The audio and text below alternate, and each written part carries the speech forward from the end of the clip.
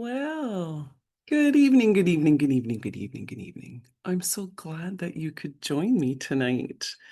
My name's Paige from the Magic of Horsecraft, and tonight we're going to talk to a dynamic woman about a night that changed my life, that just about ended it, and we're going to share some tips that could save yours. So we'll let everybody get settled in here for a little bit, and then I will introduce you to my friend Kate, a force of nature. Well, thank you all very much for joining Kate and I tonight to dissect a pretty big night of our lives, I'd say, Kate? Yeah, my latest night in a while. So yeah. It's Yeah, it was a big night. actually, it's just another day in your life. You should have been paid to do that. Yeah, just another day. To dissect a little bit and go back. On March 23rd of this year, 2025, in the afternoon, I got kicked from here to next Tuesday, landed in a heap, and eventually helicoptered in for an emergency splenectomy. Kate was by my side the whole way, and out the other end, we have some learnings and some things to dissect. So, my friend Kate, first of all, I want to introduce people to you. There's some things you should know about Kate and I, some things we share in common. I think we share a love of adrenaline. Um, hmm and um and Kate, you should know, is a firefighter. So Kate deals with emergency and injuries all the time. And I hmm was um, teaching on her farm, a guest, and um, she ended up being there by my side. And another thing hmm to know about Kate is that sometimes Kate asks for permission, and sometimes she asks for forgiveness. Yeah, that's accurate. That's something that we share in common as well. Yeah. Yeah. And Yeah. thankfully, on that night, you were following the ladder. You were not waiting for permission to step in, and your actions helped to I think, save my life. Yeah, it was definitely like a situation where there was an obviously significant mechanism of injury where uh, we needed to call 911. So it was fairly easy to realize that you were hurt. Yeah. So yeah. And it's funny because I initially didn't think it was a big deal based on certain criteria. And I wonder if we should kind of pick those apart so people know when it's a big deal and when it's not a big deal. So, hmm um, I sort of heard a bang. I didn't associate actually with myself until later. And I thought I came to rest just next to the boards with my head kind of up against it. I seemed to be like no injury there, and there seemed to be no sharp point of injury. So I assumed no broken ribs, and I assumed wrong. Uh, hmm and so, I'm doing oh, I'm okay. It's only an 8. Mass. Like, why do we do that? And Yeah. like trying to that instinct to get up. I'm okay. I wanted to get on my feet, and no broken ribs. No, I'm fine. So there was getting to be a lot of that messaging, which maybe didn't get sort of a serious view then in triaging, but I was bleeding internally.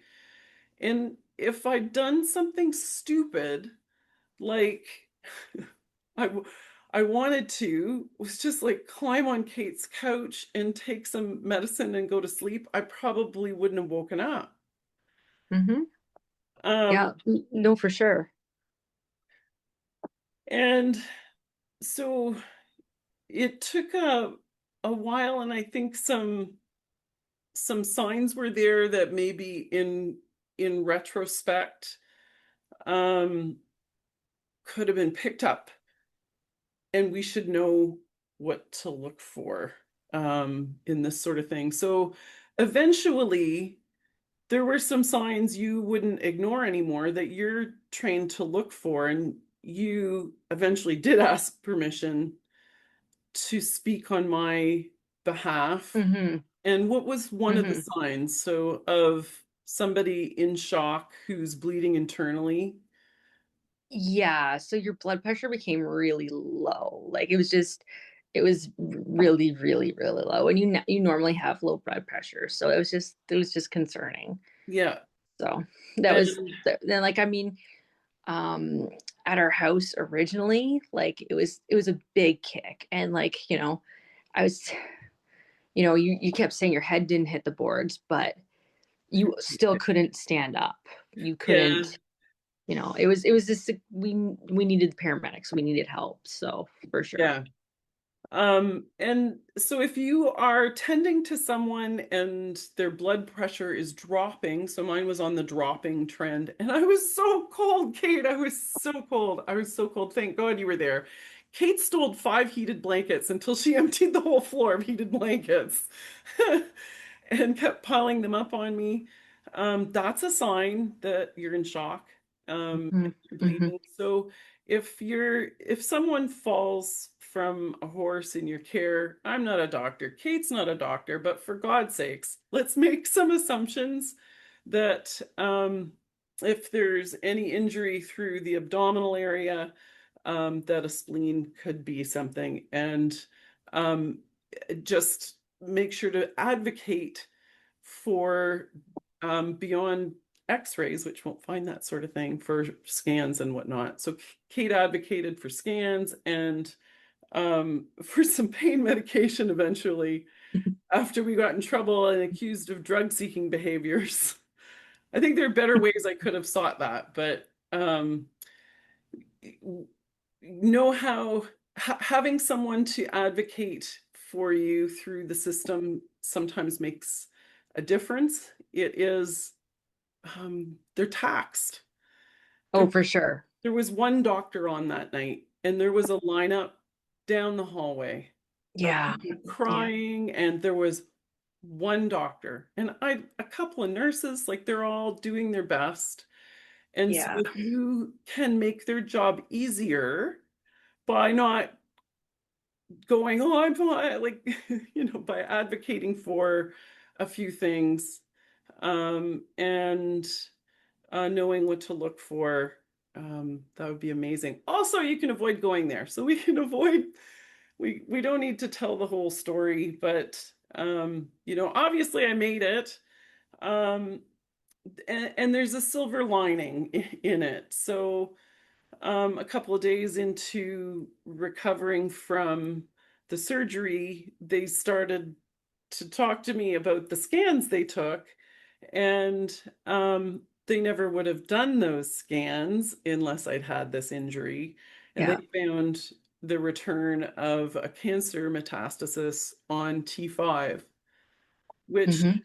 I argued for a long time. No, it's just an injury. It's not a, I didn't want to. It's an old injury. I'm not even gonna go. Was one Yeah, line. It's like, yeah. So for a while, it was a bit surreal to accept, but it was the kick ended up being a gift. So hmm.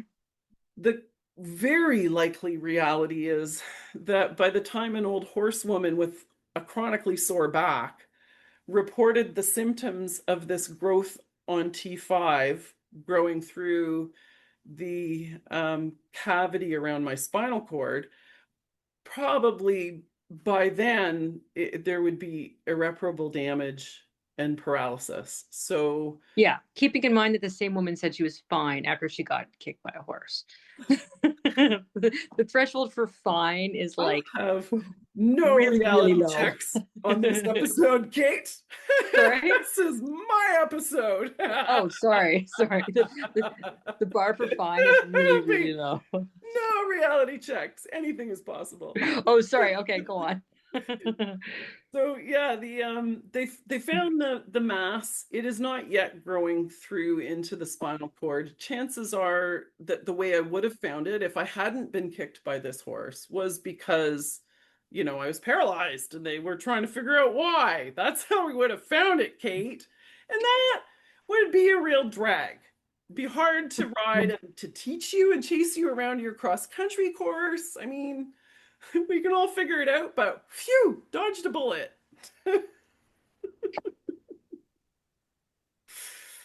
That's how I'm looking at it. And so I think Kate is also an expert at finding a situation. And after a moment of, oh, fuck me, because there was a moment of, oh, it's not really good news, right? And going, well, what do you always say? Where do you want to live?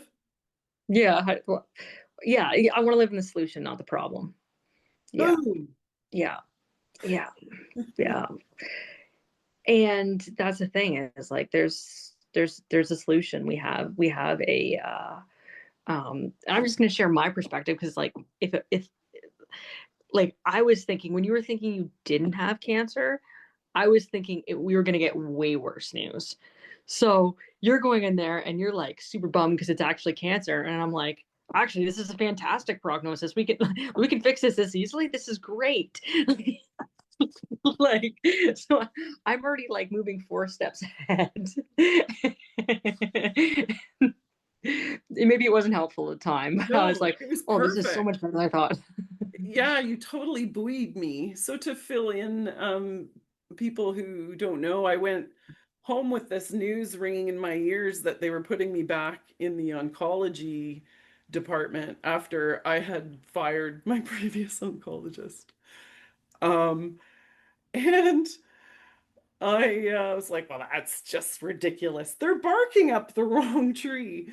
And then I came back to heal at Kate's place because, amongst other things, my mom is healing from stage 3 lung cancer. So this is a time when all the skills are getting really well tested. So I came Mhm. to stay with Kate and Mireille, who were both present during the accident, which we'll unpack a little bit later, and who are tremendously good horse people and friends. And they were there for the news and buoyed me through it. And there is really no one you would rather have by your side than that pair. And yeah, and then they were like, well, so you want to go to the farm and teach us on some horses or what? Yeah. Yeah, I'll try. And it's interesting because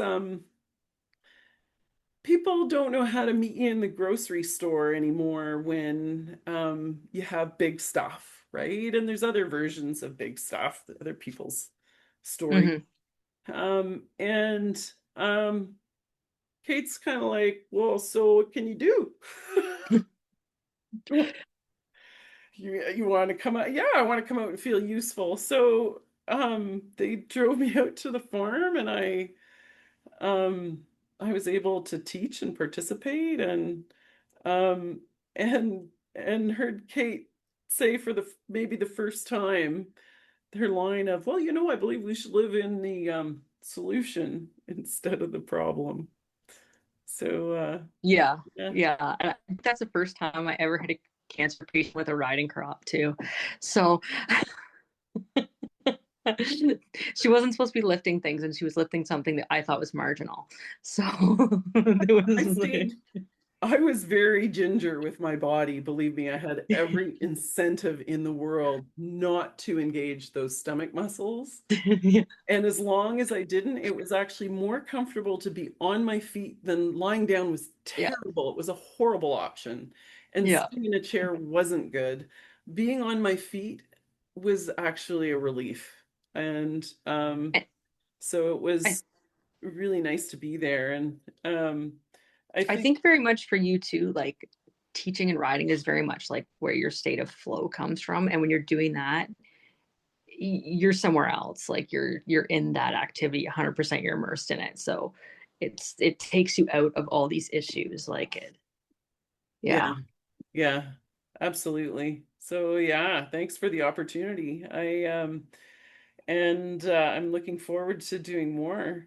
I've been working with Kate and her gang since almost a year ago, April of 2024, when Kate was like, "So, what do we have to do to learn from you?"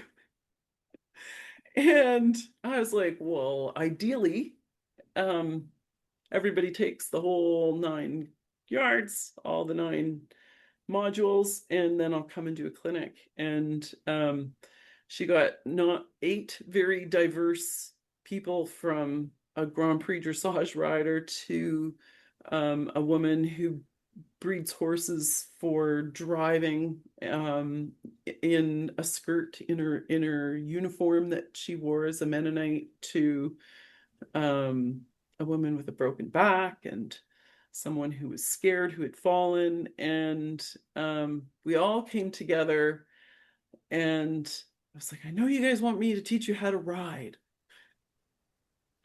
but here's what I think you really need to do first. Mm-hmm.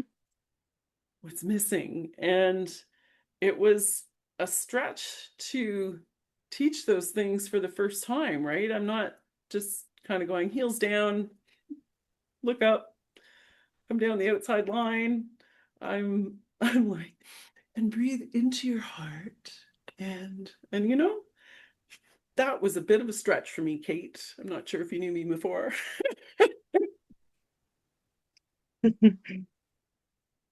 But I, you did it. You I did think it. it might have been a bit of a stretch for you before too. Oh So God, yeah. Yeah, yeah, yeah. I'm curious, as a firefighter and someone who loves adrenaline, and how heart math and some of those things helped you. Oh, it's huge. Like the breathing techniques, it's so useful. Like there's lots of times in my day when and I mean I don't even consciously have to do it anymore where I just adjust my breathing. And I for me it's always I do four, like a count of four on the way in, a count of eight on the way out. Just calm down my nervous system. Just kind of stay where I need to stay and like, you know, and sometimes you need a little bit more adrenaline. Like sometimes you can't be like the Zen master to get what you need to do done, but sometimes it's a pretty powerful skill to have that. And I have a mare that is, I'd say she's sensitive, and I need to be calm for her to get things, to get through certain situations. And but then I also can use the same skills to kind of speed up my nervous system, like when it's time to do that too. So it's like I can start to turn the wheel over and get things going. So it's kind of opened the door for a lot of things with that. And not just that, but like kind of the boundary setting exercises we did, those have been huge for me. And always having like an extension of my arm. And it's made a, like, this is a horse I couldn't catch a year ago. Like I could not catch her. Like it would take me forever to catch her. And now it's like she's at the gate saying, "Hey, what are we going to do today?" Like, what's next? What's next? That's just so So, much fun to be a part of. So Kate um, is a community builder by nature, and a learner, and a doer. And so I'm used to kind of speaking into the ether in terms of shoulds. You should all do this. Kate goes out and does it, right? So she's riding bareback, and she's running, and she's doing the heart math, and her horse is noticing. Like, they notice when you try, right? yeah. Yeah, my mom is also noticing and she wants me to warn her when we're going to put up videos of me jumping with no hands. But Oh, I'm having so much fun. It's just such a good crowd. We get all kinds of people wanting to do different things with their horses, but this journey with you and Mireille and Gala and Bob has been really spectacular as a core group. Hmm. And so I encourage others, never stop learning. I unleash the new stuff on these guys when I'm like, I know you want me to help you with this, but I think until we do something else, I can't fix it. They go, okay, and show up. And by golly, it works, doesn't it? It does. Yeah. Yeah, yeah. So we've learned about our nervous systems partly because some of the intellectual stuff is important. At least for me, it was for buy-in. And Hmm. then there's some practice of it and some embodiment skills. And my nervous system state, unless I'm teaching or absorbed in something, sort of creatively tends to run towards the red. And so, on that day, it was running in and out of the red. So people everybody wants to know what happened. And I think the first thing that is fair to say that any horse would have done it in the same situation. Hmm. Um, Hmm. and that there was only one person at fault that day, and that was all all over me. Like that's kind of the first thing I wanted to own as I'm lying there on the ground. I'm like, oh, really? Again? Oh, I should have. Oh, I'm okay. I'm okay. Like, damn, I should have seen that coming. So, the owner is a beautiful, busy human who rides seasonally and has a high octane, amazing horse like a Ferrari, and um, is close to my age. And so it gets harder to come out in the springtime. And the horse was um, fresh and reactive and bucking a bit here and there. And we just knew with our friend Mireille and her new Zen mode on that she could kind of float above this horse and settle her in, and we could get some more information if the rider just floated and gave her head and allowed her to move forward. Because usually, when they're in a new space and they're feeling unsettled and reactive, if you can facilitate forward, they're happier, fulfills an instinct in them. And the owner that day just couldn't fulfill that. That wasn't going to be one of the things they could do, so that's fine.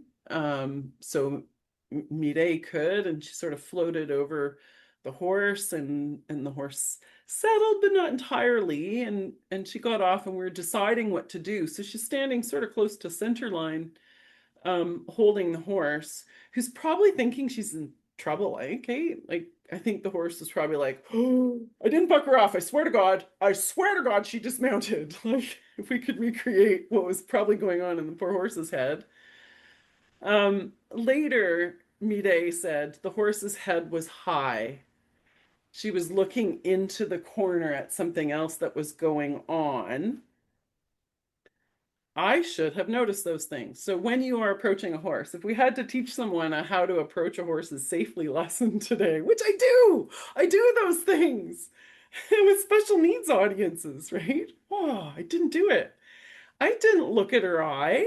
I didn't see the concern or the high head. I was looking at her back end, and I was fixated on something because she stretched out in a way even more than like a Park Morgan would, right? Like the back Hmm. than they would when they pee. And I was like, ooh, very interesting. And I was fixated on what is she telling us then, right? Hmm. She's just information. So in part of my new way of being with horses, like all the stuff that we witnessed that day, a horse wasn't disciplined for. It wasn't a behavior, it was just No, information. I was looking at that information and standing, I think, at the barrel or maybe opposite the stifle is my recollection you ish. were not that far back. You were like, your body was sort of at her barrel, to be Yeah. honest. And I fixated on those back feet. And I think my intention was to reach and ask her to step forward. And I didn't look at her face or head. I think I reached probably for her hind end to ask her to step forward. I don't know if you saw that. I didn't see it till like it kind of, Bang. yes. Yeah. So it's totally avoidable. Mm. So Well, yeah. if I could rewind the tape, and we can't, but if I could tell you what to do to avoid it, what I'd say, do your heart math, Paige. So I was in my head, I was kind of worried about the problem, so I wasn't present, and I'm sure my nervous system wasn't regulated. I'm not sure if it was you. Her nervous system wasn't. No, no. So that was definitely a piece of the puzzle. Like she was not. And I think it's also like, you know, you're talking about like the stuff you get beginners to do. I read a study on pilots years ago, and they said like pilots are most likely to have an accident when they get to 1,200 hours of flight time. And that's not an insignificant amount, right? Like accidents don't usually happen when you're like super keen and careful and you don't have that same level of comfort, right? It's like when you get to like the mastery level that like stuff goes sideways, right? Because it's like you're in there, you're just you. Well, I don't know. I'll take that one to the bank, I guess, because I was really hard on myself about this. I was like, I should have. I was like really embarrassed thinking that, the horse whisperers of the world all would have avoided it. So if I could have avoided it, I would have watched her step out behind, looked at her eye, and started at the front end with my hand on her, feeling her body and settling her as I worked my way around, and known that she was aware of my presence. Mireille's impression was that the horse didn't even know I was there, and that all of a sudden, a nervous horse who's probably thinking she's in trouble, so her instinct is just defend, right? Um, Hears or feels some movement from an area she wasn't aware of, and maybe even in her blind spot-ish. I was close to that area where they have Mhm. a blind spot near the quarters. So, shame on me. Fool I me mean, once, I fool me feel like you twice. probably have enough friends in the horse industry that have also had injuries, and you probably don't judge them the same way. So maybe we could extend that courtesy to yourself. Yeah, I'm over it now. I'm Yeah. over it now. But yeah, I was hard on myself for that. And there are, I think because there are areas in my horsemanship that I got to skip because I often had really well-schooled horses and ponies. I did deal with some squirrely ones later, um, and they seemed to like me because I hummed and sang to them all the time, and I like to go fast too. Let's just go forward and round. We'll negotiate forward, and how about this direction? Forward, and how about up the hill? Forward on the circle. Can you go forward on this small circle? That's the key, eh, Kate? Yeah, absolutely. Forward and And forward be and. like a Zen breeze, be the regulated breeze. So I think we can maybe say to people out there, if they struggle to kind of be smooth or present, that there are things they can do. Gets better. Oh gosh, yeah, there's so much you can do. Like, yeah, yeah, yeah. Yeah. I think you've been, in general, in your life as well, with horses and without, a witness of change and resilience. Oh yeah. Oh That, yeah. It really anything is possible, honestly. yeah. So yeah. Anything else you want to share about either horses or that day, or some crossover into resilience in life? I'm trying, I can't think of anything offhand. I didn't prepare well for my interview. Um I just Performing always yeah, on par. I just feel like it's just one of those things that happens, right? And Yeah. like we need to, and like actually I was talking to Claudia earlier today. She might kill me for mentioning her story, and that's she won't kill me. But it it was so positive how she said, like, I've used this to tell my grandchildren that, we're careful about this sort of thing, and it's just things we watch for. And that's the positive thing, is like we've all done stuff that, like, I've got kicked by horses. I've got kicked by my own horses. And when I unpack it, it's one of the situations where a rabbit ran out in front of my horse. She spooked really badly, and my saddle slipped, and then I got up for her to fix the saddle, and I touched her and she spun and kicked me. And she was yeah, I didn't use the care I should have in that situation, you know. And I think that sometimes you need to take into consideration where their nervous system is at. And like, I'm speaking for myself, not for anybody else, but like, I need to take into their consideration where their nervous system is at, and just sometimes like back off, give it a second. As long as everything's safe, like just give it a second, and like, you know, just get some of that adrenaline down a little bit. So yeah, it's yeah. I feel like if any of us have been in horses long enough, we've made some mistakes. We've learned. So, but Yeah. I'm just so glad that there was such a silver lining for you in terms of, I guess, in finding the cancer, having it being exceptionally treatable, and being able to move forward with new perspective and skills. Yeah. And I think that is the broader lesson all in all. So from this whole thing, I think that I'm taking it as a permission slip and some reminders. So um, looking at it as just something that is. Hmm. I could get really emotional about it and I could feel like a victim. And sometimes I do. I think we all have moments, Hmm. but that's not as fun a place to live No. from experience. And so with practice, I think we can get to a point where we can hack into our nervous system when shit gets sideways. And at some point in life, I mean, I don't want to have to keep looking for the shitstorms. My friend Jackie rightly questioned my defining myself by being resilient. Maybe I could quit doing that. I don't want to keep testing it. Good point. Yeah, like maybe you could have fun not in a shitstorm. How about that? Maybe. However, having said that, should you find yourself in one, there are some things you can do. We can hack into our own neural circuitry. It's measurable, quantifiable, practicable, learnable, and we can co-regulate the other seriously panicked being that we're helping, whether that's a horse or a person stuck in a car or a burning building or an ambulance or a helicopter ride. You're really good at that, Kate. Yeah. Had a little bit of practice. Yeah. Yeah. Yeah. Yeah. So I don't think the object tonight, I guess, is to teach everybody how to. No, no, just We share experience, right? could say, you know what? It's possible to roll with some really big life news sandwiches. Yeah. Sometimes Yeah. they come. Yeah. Absolutely. Yeah. Absolutely. Yeah. Yeah. And just keep rolling. Yeah.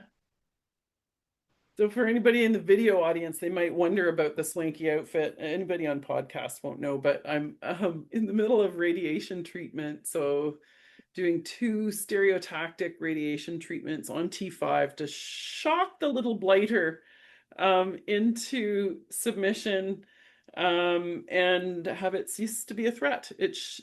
My doctor said, would neutralize the threat. I liked that language. Okay, we could do that. Absolutely. And so when I was here 5 years ago and really alone to reach out to the world, I did fashion shows from the radiation change room, largely inspired by the deathly pallor I saw in the mirror. It needed a pick me up. And so I'm revisiting that on this round, but this one's way easier. So I just have to do these two treatments and and we'll be pretty much back to life again and to a clinic at Kate's place. If you're from the St. Charles area, there is a really good group of horse people that like to learn together. And sometimes we offer beta courses, and our beta courses follow a principle that I've benefited from so greatly, I can't tell you. It's a pay as you can model with some suggested sliding scales, but truly show up and learn.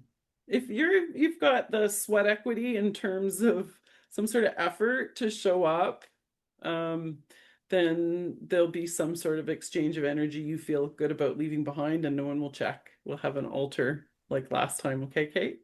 Yeah, it's phenomenal. Like it's so good, and it allows everyone to participate. So it's I yeah, it's been successful. At first I was like, this is never gonna work.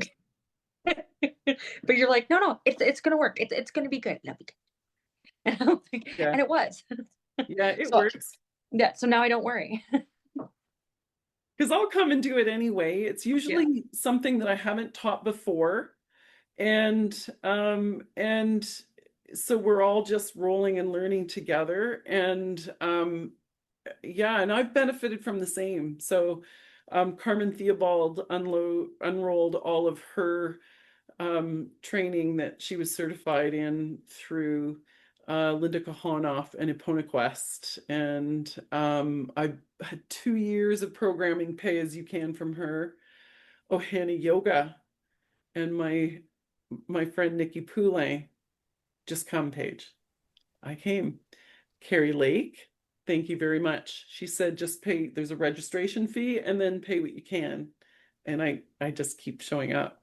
And um, so I like to have some places you can't do that and some places you can. And this is one of my great joys is to teach and learn alongside Kate and gang at Big Woods Farm.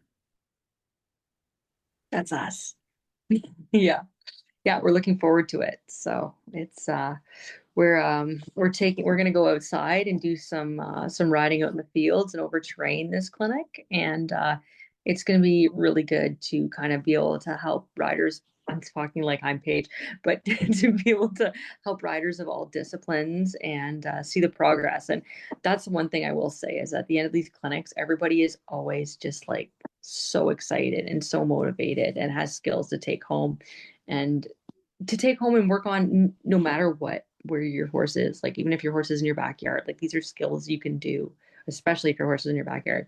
These are skills you can take with you and practice pretty well anywhere. Yeah. So the theme is make the most of your assets. So what you've got in your backyard, how can you train your horse? So we are going to explore what we have in Kate's backyard, and we're going to keep Mm-hmm. expanding that as we play. And you'll look at how I learned to use Northern Ontario terrain and bad footing and hills and ditches and banks and roadsides and grassy verges and trees to train horses. And I would essentially apply my dream aid, give them a heads up there was some sort of change, and then use the terrain to my advantage or some poles or some exercise there to my advantage so that next time when we came around and repeated, or eventually when you come around and repeat and you say, you should pay attention here, they do. Right? You can set up poles in the arena, we can set up stuff outside, we can learn how to ride up and down hills, we can learn all kinds of fun stuff. So that's the intention for the weekend. So May 31st, Yeah. or that's yeah, it's that May 30th, 31st, June 1st. Yeah. Looking forward to it. So thanks Awesome. very much for coming out tonight, Kate. I appreciate Thank you for it. having me. And thanks for I think you probably saved my life. Thanks for that too. There was like no, like there was a lot of other people. The surgeon saved your life. The flight med, Yeah, like, my mom likes to say that a lot though, and oh, yeah, it feels awkward though, eh? But thanks for being there. You were pretty fun on the helicopter. yes, it was really a time for my dark humor to shine. I And was medicated and I could laugh with less punishment. It was pretty cool. yeah, I've never yeah. heard so many spleen jokes. Yes. Well, I've never had the opportunity to really unleash them like I did that night. So, yeah, I probably won't. I hope I don't again. I hope so too. Thanks, everyone. Hey, you're still here. Thanks so much for listening. What you think and feel matters. If this resonated with you, please like and share. It truly makes a difference. I encourage you to engage with the content on my Substack account and my socials, all at The Magic of Horsecraft, where you can join the discussion and shape the future shows. Tell me what you want to hear more of or less of, and we'll evolve together as we grow a community of like-minded souls here for the good of the horse. If you're an adult amateur horse lover looking for confidence and clarity in your role of equine steward, check out my course, From Amateur to Magician, Making Magic with Horses, at themagicofhorsecraft.com. Until then, I'm here to remind you of a couple things. One, underneath it all, we all want the same things: to be heard, understood, and accepted for who we are. And two, anything is possible. Take a chance.